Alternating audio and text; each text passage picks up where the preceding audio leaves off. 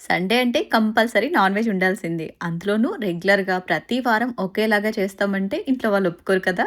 Last week నేనేం recipes చేశాననేది ఈరోజు వీడియోలో మీతో షేర్ చేసుకోబోతున్నాను. ఈరోజు మీరేం రెసిపీస్ చేశారనేది కామెంట్ బాక్స్‌లో నాతో షేర్ చేసుకోవటం మాత్రం మర్చిపోకండి. లేట్ చేయకుండా వీడియోని స్టార్ట్ చేసేద్దాం. సండే రోజు రాగి సంగటి, మటన్ పులుసు, ఇంకా మటన్ ఫ్రై చేయాలని నేను ముందు రోజే ప్లాన్ చేసుకున్నాను.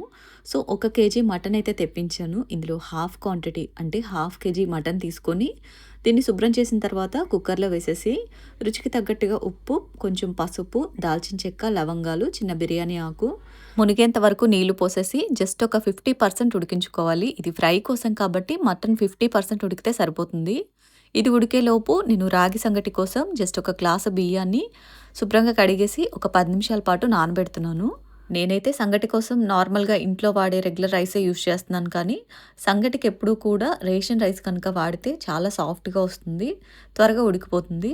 అండ్ నేను తీసుకున్న ఒక గ్లాసు బియ్యానికి ఇక్కడ 12 గ్లాసుల నీళ్ళైతే యాడ్ చేశానండి. అదే రేషన్ రైస్ గనుక అయితే 10 గ్లాసులు యాడ్ చేసుకుంటే సరిపోతుంది. తర్వాత ఇందులోనే రుచికి తగ్గట్టుగా ఉప్పు కూడా వేసేసి ఒక 10 నిమిషాల పాటు నానబెట్టిన తరువాత స్టవ్ మీద పెట్టి ఉడికించుకోవాలి. అండ్ అన్నం ఉడికేలోపు మటన్ పులుసు ప్రిపరేషన్ చూద్దాం. మటన్ పులుసు చిక్కగా రావాలి అంటే ఈ పేస్ట్ అనేది చాలా ఇంపార్టెంట్ అండి.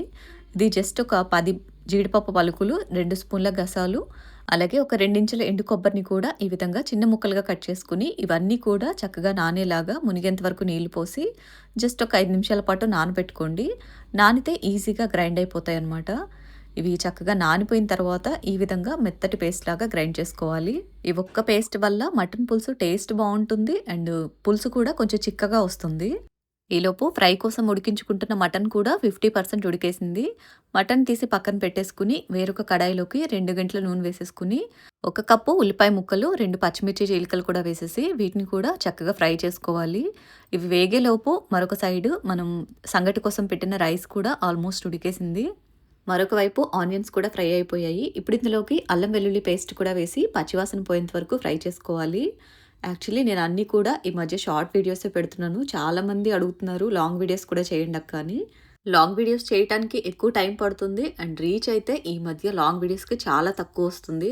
అందరూ కూడా షార్ట్ అండ్ స్వీట్‌గా వినటానికే ఇష్టపడుతున్నారు. అందుకని నేను కూడా రెగ్యులర్‌గా షార్ట్ వీడియోసే పోస్ట్ చేస్తున్నాను. బట్ అడుగుతున్నారు కాబట్టి వీక్లీ ఒక్కటైనా పోస్ట్ చేయడానికి ట్రై చేస్తాను. అల్లం వెల్లుల్లి పేస్ట్ కూడా చక్కగా వేగిపోయిన తర్వాత ఒక ముప్పావు కప్పు వరకు టమాటా ముక్కల్ని కూడా వేసి మగ్గించుకోవాలి. ఇవి కూడా మగ్గిన తర్వాత 50% ఉడికించి పెట్టుకున్న మటన్‌ని వాటర్‌తో సహా ఇందులోకి వేసేసుకొని, ఆ మిగిలిన 50% ఈ వాటర్‌లో ఇలా మూత పెట్టకుండా ఉడికించేసుకోవాలి. మరోపక్క అన్నం కూడా పూర్తిగా ఉడికేసింది చూడండి. ఇలా సాఫ్ట్‌గా ఉడకాలి. ఇలా ఉడికిన తర్వాత మనం బియ్యాన్ని కొలుచుకున్న అదే గ్లాస్ తోటి 2 గ్లాసుల వరకు రాగి పిండి వేసుకోవాలి. మనం తీసుకునే బియ్యం క్వాంటిటీకి డబుల్ క్వాంటిటీలో రాగి పిండి ఉండాలి. అలాగే 1 గ్లాసు బియ్యానికి 12 గ్లాసులు నీళ్ళు తీసుకోవాలి. ఈ కొలతలు గనక మెయింటైన్ చేసినట్లయితే రాగి సంగటి ఎప్పుడు చేసినా, ఎవరు చేసినా పర్ఫెక్ట్‌గా వస్తుంది.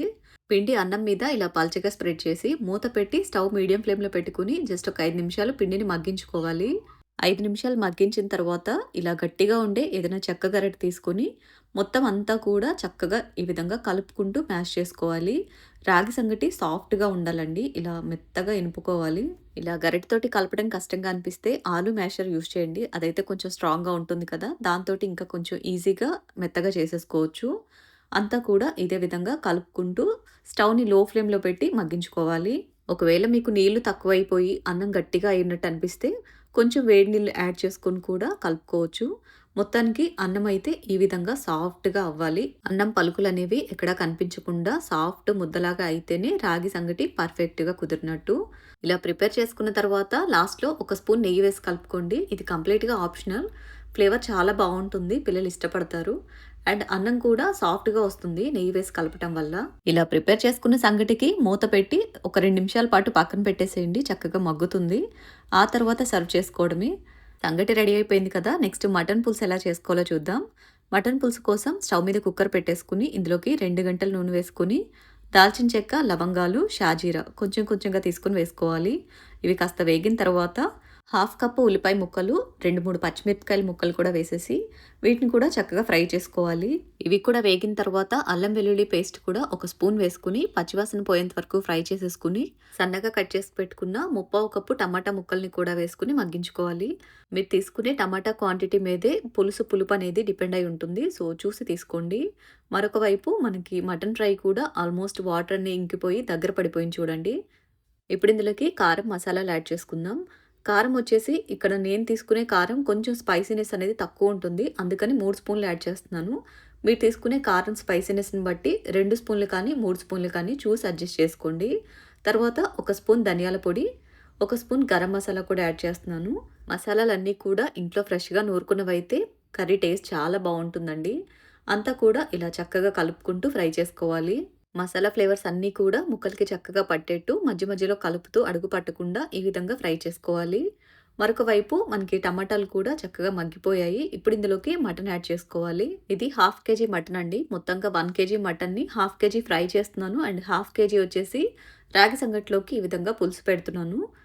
మటన్ వేసేసిన తర్వాత చక్కగా అంతా కూడా ఇలా మిక్స్ చేసుకుంటూ జస్ట్ ఒక 2 నిమిషాల పాటు ఫ్రై చేసుకోవాలి. మరొక వైపు మటన్ ఫ్రై కూడా చక్కగా రెడీ అయిపోయింది. ఇలా ఆయిల్ సెపరేట్ అవుతూ ఉన్నప్పుడు స్టవ్ ఆఫ్ చేసేసుకుని కొంచెం కొత్తిమీర వేసి కలిపేసుకున్నారంటే మటన్ ఫ్రై అయితే రెడీ. ఈ మటన్ ఫ్రై రాగి సంగటిలోకి కాదండి, నార్మల్ రైస్‌లోకి ప్రిపేర్ చేశాను. మన వాళ్ళు మార్నింగ్, ఆఫ్టర్‌నూన్ 2 పూట్ల కూడా ఒకే రకమైన కర్రీస్ తినమంటే తినరు కదా! సో, మార్నింగ్ కోసం రాగి సంగటి, మటన్ పులుసు ప్రిపేర్ చేస్తున్నాను. ఆఫ్టర్‌నూన్ కోసం నార్మల్ రైస్, ఈ మటన్ ఫ్రై అన్నమాట. ముక్క చూడండి ఎంత సాఫ్ట్‌గా ఉడికిపోయిందో. మటన్ ఫ్రై అంటేనే మెయిన్ వచ్చే కంప్లెయింట్ ముక్కలు సరిగ్గా ఉడకవు, గట్టిగా ఉంటాయని. ఈ ప్రాసెస్‌లో 50% కుక్కర్‌లో ఉడికించిన తర్వాత మిగతా 50% ఫ్రైలో ఉడికించారు అంటే చక్కగా ఇలా మెత్తగా ఉడికిపోతుంది. టేస్ట్ కూడా చాలా చాలా బావుంటుంది. నెక్స్ట్ మటన్ పులుసు విషయానికొస్తే పసుపు, ఉప్పు రుచికి తగ్గట్టుగా వేసేసి ఈ పసుపు, ఉప్పులో ముక్కల్ని కనీసం ఒక 2, 3 నిమిషాల పాటు హై ఫ్లేమ్‌లో ఫ్రై చేసుకోవాలి.